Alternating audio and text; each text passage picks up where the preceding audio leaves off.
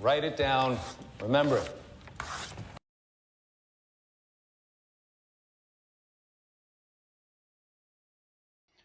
Well, hello again. Yes, I'm still alive, just flying under the radar for a while. So, like you saw on the intro,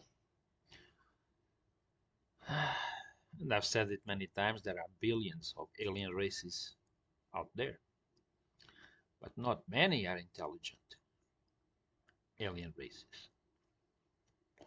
They exist on their planets, and that's where they live, and that's where they will stay forever unless they are helped. Some are helped, very few, and they can learn pretty fast. Some others will never be able to learn anything because they are not even remotely intelligent. Perkele! They are not humanoid-like or even remotely close to humanoid. Some blobs on the ground, and they will ever be blobs on the ground. Beware of the blob, it creeps and leaps and glides and slides across the floor, right through the door and all around the wall. A splotch, a blotch, be careful of the blob. They'll just be blobs forever. So those ones cannot be helped, but they're alien life. They're living creatures. They're just blobs. Amongst many other types, but that's for another time. Now there are alien races who are semi-intelligent, semi-developed, let's say. Different kinds of intelligence. And some, when helped, if taught, they can travel around from planet to planet, like the Karistus and many others. But they have to be taught. Imagine this example. Imagine that you have a time machine, and you get in the time machine and you bring a car with you, just a normal car, Toyota, whatever, and you go back to the Middle Ages on Earth, the Middle Ages. You arrive there, you leave the car in the middle of the street, and come back. The car will rot. They'll know people there in the Middle Ages. They will not know what to do with it. They'll stay there forever. They will not learn by themselves how to drive the car, what to do, how to fix the car, maintenance. They don't know anything about that. But if you stay there and you teach someone how to drive the car, even a person in the Middle Ages, he or she will learn how to drive the car in a couple of days. Sit him there on the driver's seat, give him turn the key, tell him how to turn the key on, tell him not to get scared with the sound of the engine or any other strange things. Then you explain everything little by little, just like explaining a person that never been in a car what to do. And people in the Middle Ages would have learned how to drive a car in a couple of days. And in a few weeks, they'll learn how to fix it too, if you give them the right tools at the time, Same thing with a lot of alien races out there. They're just hanging out on their planets, much like back on Earth during Middle Ages. Not thinking about traveling to other planets or anything, just surviving, living, surviving, socializing with each other, but that's it. But if a race like the Karistus or the Vlash or the Met or many others arrives there with ships and teach them, of course it's more complex in most cases than learning how to drive a car, but if you stay there for a while, if people there, you teach them what to do, give them the tools for, let's say, maintenance, teach them everything. Then that race that was stuck in time will be able to travel from planet to planet. Most of them, this has happened many times, and most of them do. Then they travel from planet to planet without purpose. It's not like the Karistus that came to Earth to fight the Metr and the Vlash and the others under the orders of the goddess. Nothing like that. It's not complex. There's no story. No, no, no. They just travel from planet to planet like tourists, like humans do. Sometimes you jump in the car just because you want to get out of town. You go to visit a city 100 kilometers away. You don't go there to conquer or to start a fight. You just go to visit the town, take a photo, take some photos, maybe have lunch, and then you move on to another town. And then at the end of the day, you go back home. These races, a lot of races that were stuck in time, and then they were helped. And that's what they do. They have no plan. They don't go to another planets to conquer, to hurt, or to be nice. They're just like space tourists. These ones we call the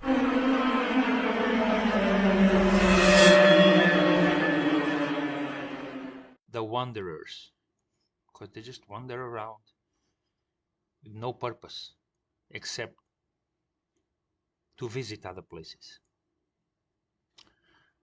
In time, some of them did start having their own ideas, but most never. They just go from place to place, and then eventually they go back home.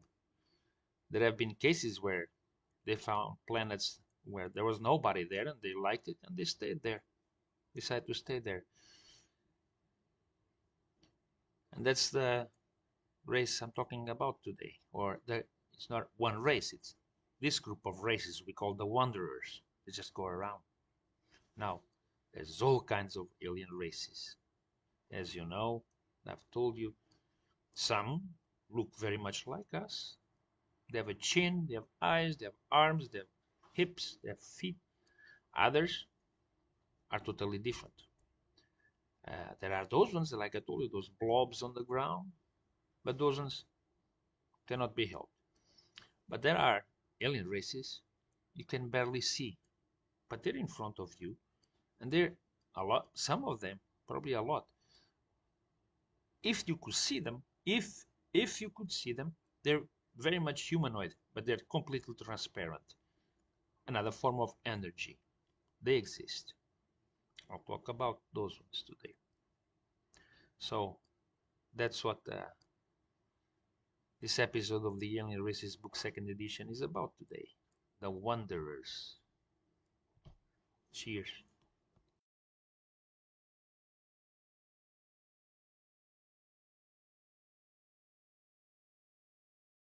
Write it down. Remember it. Now, here's something that maybe some of you that have been here for many years forgot about it. And this is also for the other ones that are people who are here watching this that join our information more recently, don't know about it. But the humans could have ended up as one of these wanderers, one of these races. They just wander around. Why? If you remember, I showed this on a few videos years ago. What was the reason why the Anunnaki came to Earth on the first place? It's because the human race was stagnated, and nobody understood why there was no progress with the humans. That's why the Anunnaki were sent to Earth to check out the humans, what was going on. This happens with many other races that are what we call stagnated, no progress. I'm not talking about evolution, I'm talking about progress. Learning things, creating things, evolving, but not evolving a new arm or a new eye. Progress, what we call progress. Anyway, And so the Anunnaki, that's why they came to Earth in the first place, to check out on the humans. Only when the Anunnaki arrived on Earth did they realize that the Vlash were here and were using the humans pretty much as slaves and experiments. And the Vlash are no joke. And so the Anunnaki asked the Karistus for help.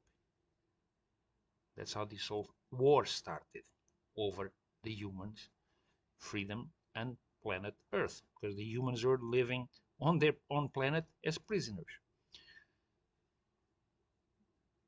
17,000 years later, here we are.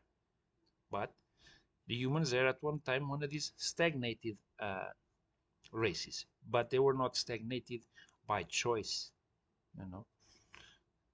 It was because of Vlash oppression.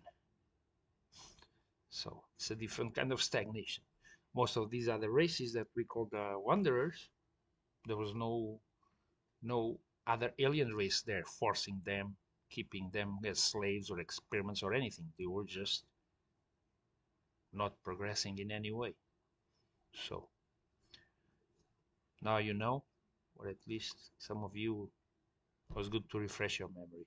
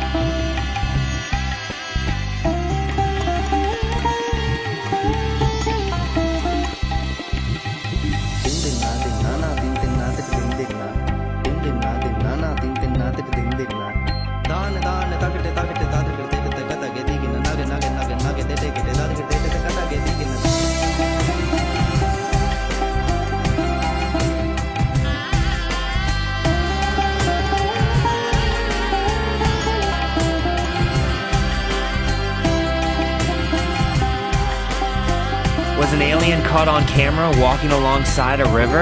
This strange photograph taken in Bolivia is going viral, with many believing it shows a semi-transparent alien strolling down the river.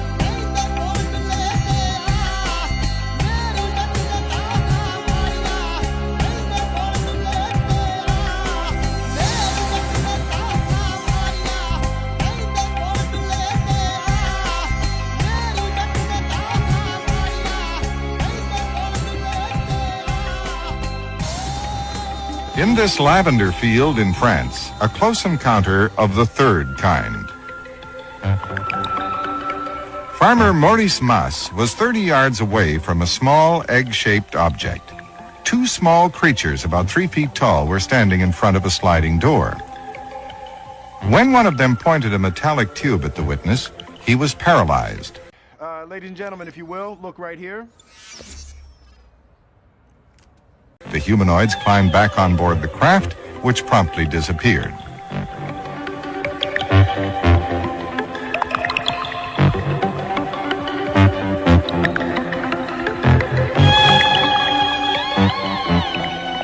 The patch of ground was left hard, like concrete. Mas could not get lavender to grow there for 7 years.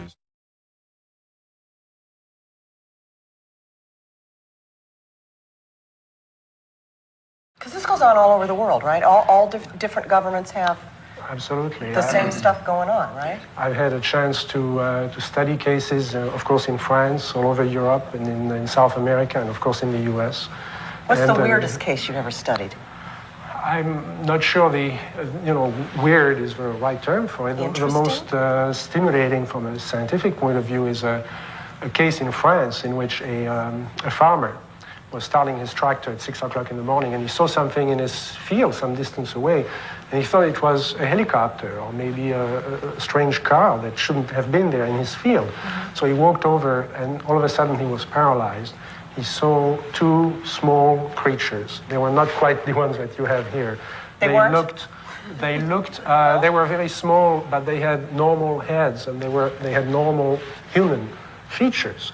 But he was paralyzed. Ladies and gentlemen, if you will, look right here. But he was paralyzed, and they started speaking to each other in some strange language, went back into the object took off. The interesting thing is that there were traces left. Those traces were studied by various agencies of the French government. There was no question he was not lying. The traces could not be duplicated. And he was paralyzed for 20 minutes after the object left, which is very interesting from the point of view of the effect of the kind of radiation that object may have been creating. And this is a very common report on the part of witnesses of this feeling of paralysis.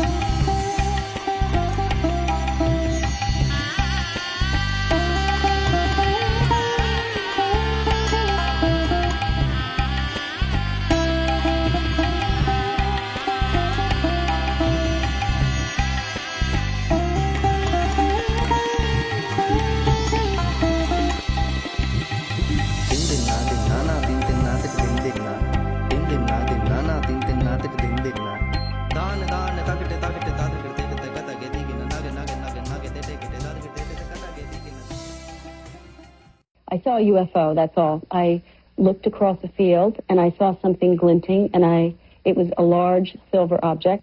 This is Christina Florence. She says she would like to believe her UFO experience was just a fantasy.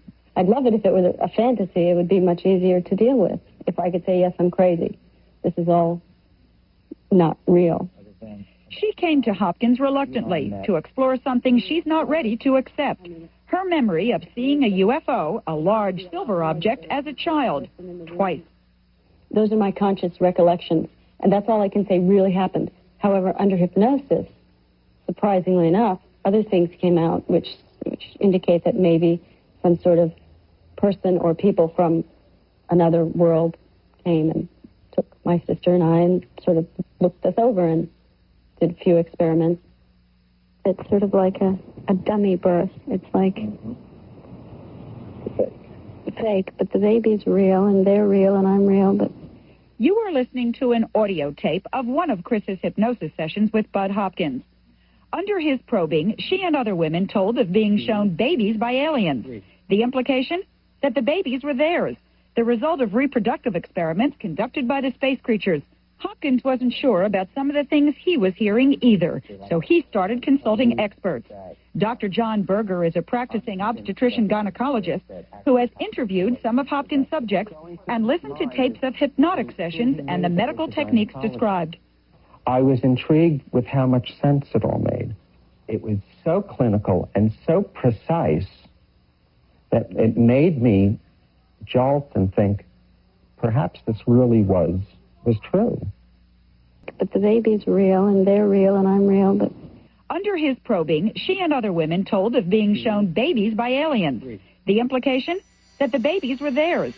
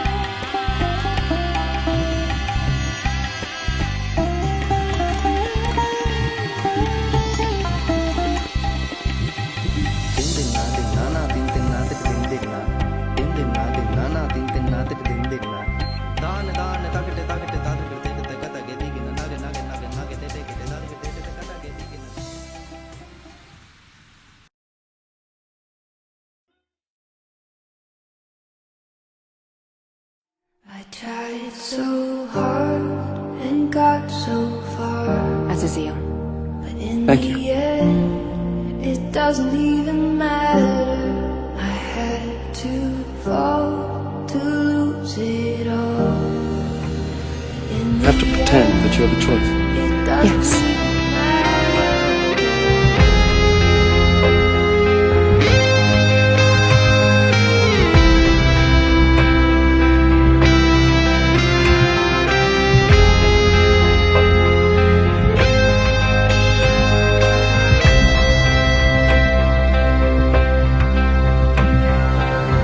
I'm staring into the valley of hell with a cross on my heart and smoke on my breath. We are outnumbered, but I'm not scared. I'm ready to die, shoot my soul through the sky.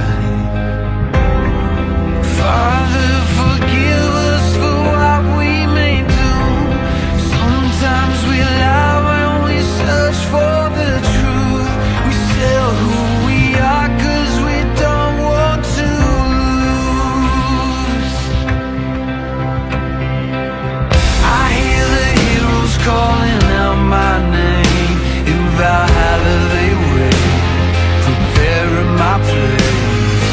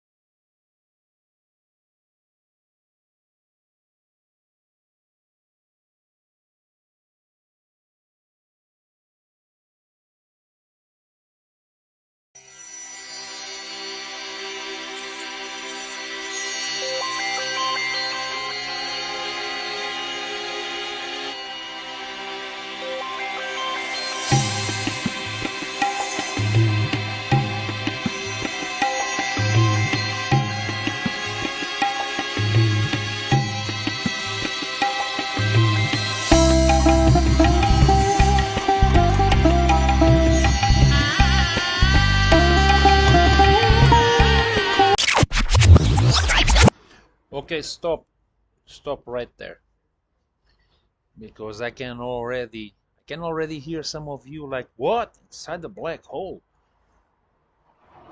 There's nothing inside the black hole, it's only destruction. No, there's plenty of life inside black holes, so-called black holes. Plenty of life, plenty. What these human scientists tell you, that when a galaxy or a single planet go inside the black hole, destruction, it's the end, finito. That's a lie. They don't know. What do they know? They don't know. There's plenty of life inside a black hole. Plus, number one, the black holes that have been identified by human scientists, they're very small, very small. They call it huge. They say huge black holes, massive black holes. No, they're very small.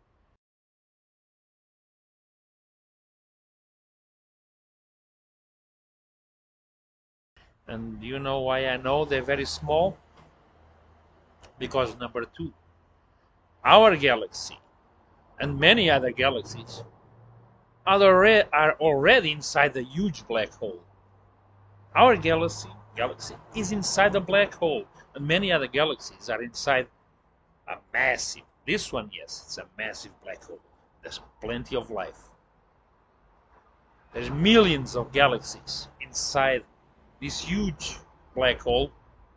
Ours, so-called Milky Way, is inside this massive black hole.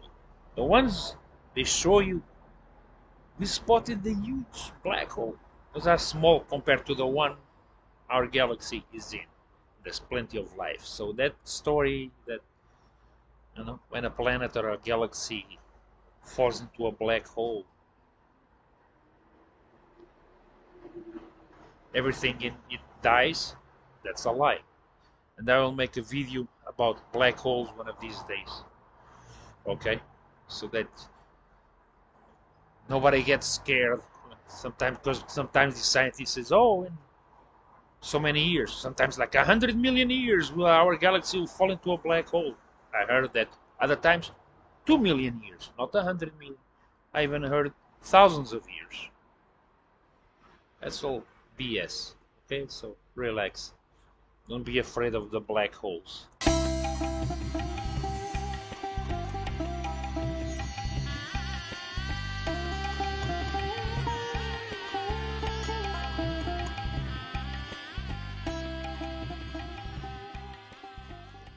Now these guys, do you know how big they are? On average, this big. 3 fingers tall. Just like humans and many other races, some are taller, some are shorter. On average, 3 fingers. So, how are you gonna see them? Some of them, 5 fingers. There's even taller, but not a lot taller than that. But on average, they're 3 fingers. These guys are, once we, like I said before, intelligence leads to progress. How people deal with progress, that's a different story. By people, I mean every living being. How they deal with progress, that's a different story. But once we help these guys, the Karistus help these guys, they took off. They took off very fast. And they're just this big. But their brains compared to the body is bigger than human brains compared to their bodies. They have a big brain compared to their bodies. So soon after, and by soon after I mean think about 10,000 years, they're creating their own ships. Their own ships. All on their own. They're good guys. They're very good guys. And maybe one day I'll make a video about it. I already mentioned them before. and I'm going to show you photos of a statue I have of them.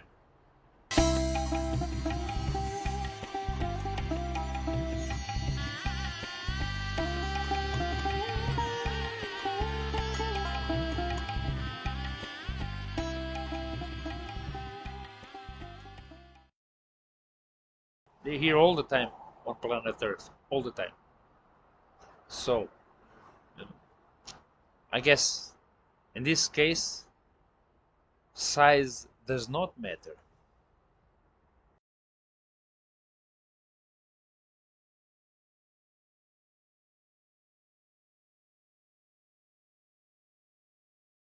It was overcast, no sunshine, sort of a dull-ish sort of day, and suddenly in front of me was a tube running up about 1,000 feet. Oh, well, I'm not a good judge, but I would say 1,000 feet plus, or coming down out of sight onto the ground.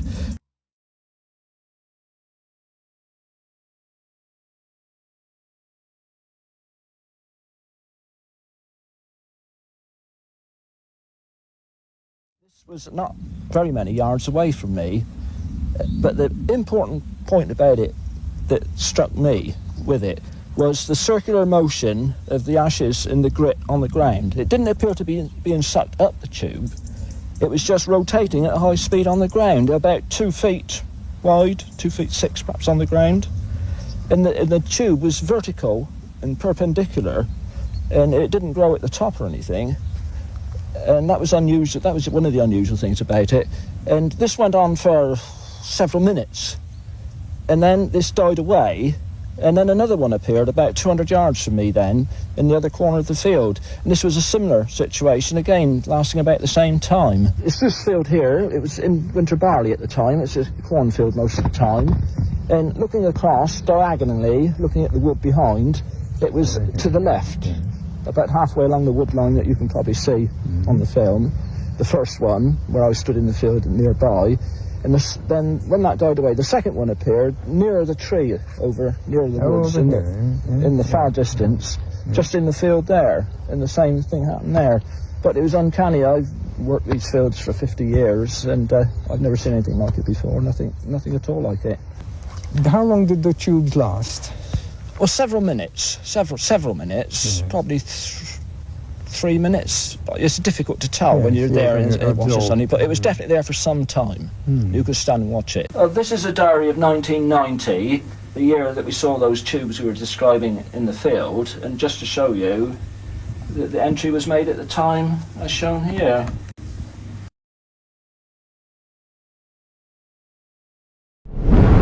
In the vast expanse of the cosmos, one of the most intriguing and enigmatic phenomena are black holes.